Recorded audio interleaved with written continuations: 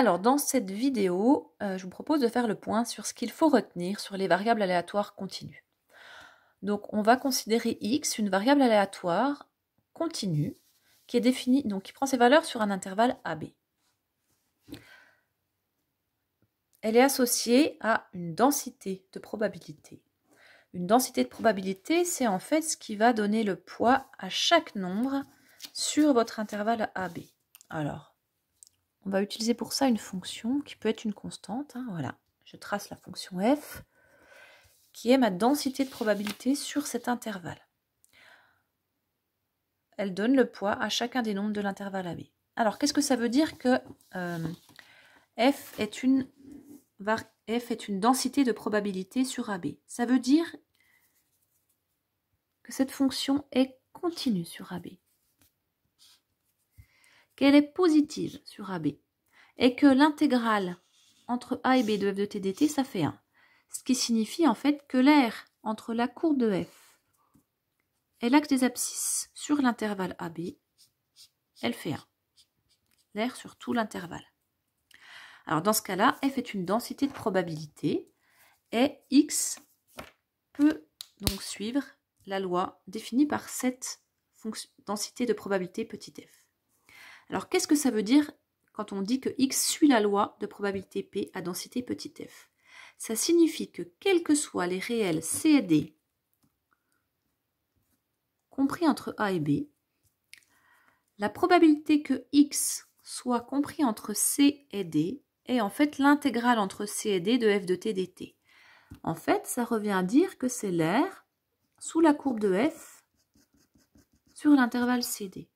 Et en fait, ça correspond au rapport entre les aires, puisque c'est l'aire en bleu sur l'aire totale qui fait 1. C'est donc l'aire entre c et d.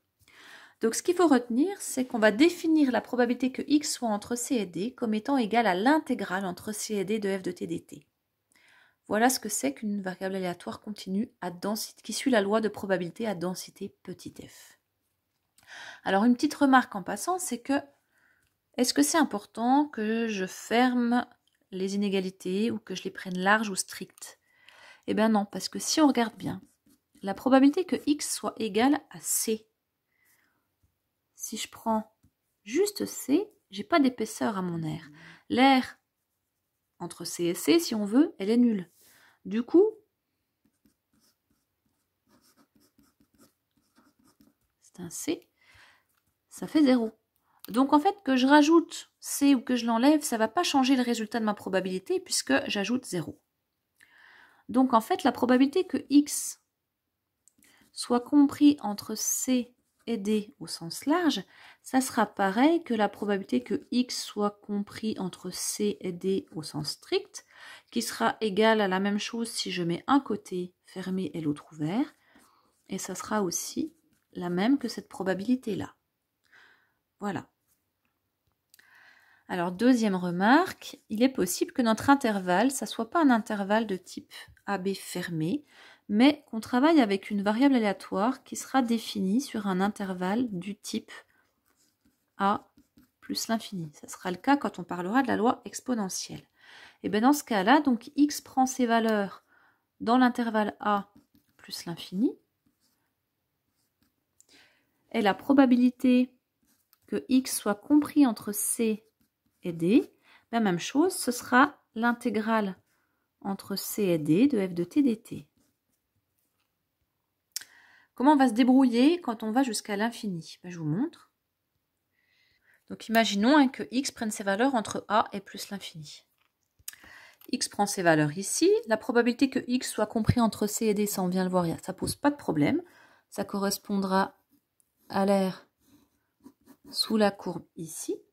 Par contre, si je cherche la probabilité que x soit plus grand que d, donc entre d et plus l'infini, eh bien je vais être amené à calculer l'intégrale entre d et plus l'infini. Je peux l'écrire comme ça.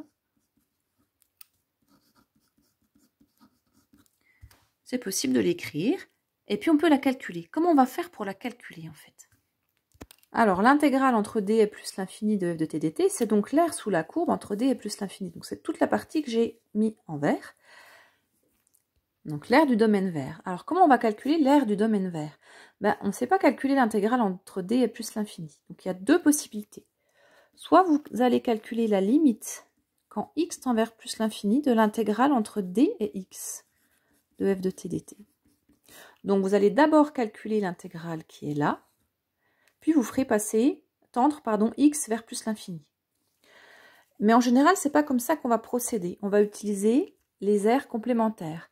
Alors, je vous explique. L'aire en vert, en fait, ça sera l'aire totale, donc entre A et plus l'infini. Si je prends l'aire sous la courbe, toute l'aire complète, moins l'aire entre A et D, je vais me retrouver avec l'aire entre D et plus l'infini. Alors, l'aire totale, on a dit moins l'aire entre A et D. Donc, l'aire totale, toute l'aire sous la courbe entre A et plus l'infini, moins l'aire entre A et D, ça va bien me donner l'aire en vert.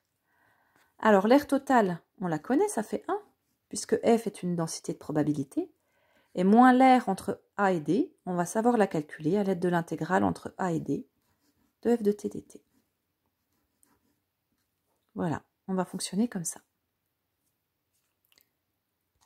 Alors, je termine avec une dernière chose qu'il faut connaître, c'est l'espérance de x, c'est-à-dire la moyenne. L'espérance de x, c'est la moyenne des valeurs de x, qui sont comptabilisées avec les poids, en fait. Alors, l'espérance, ce sera donc l'intégrale entre a et b si x est défini sur ab de t fois f de t dt, en référence à ce qui se passe pour les variables discrètes. Voilà, je m'arrête là-dessus pour la partie de cours.